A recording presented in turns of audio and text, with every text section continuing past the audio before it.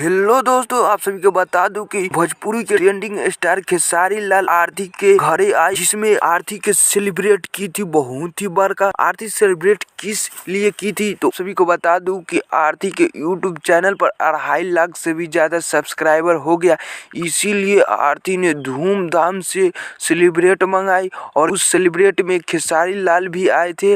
और खेसारी लाल बोले कि आरती इसी तरह ब्लॉग बनाते रहो, बनाते बनाते तुमको बोलने का अभ्यास हो जाएगा, तो मैं तुम्हें फिल्म में भी काम दूंगा। तो आरती कही ठीक है।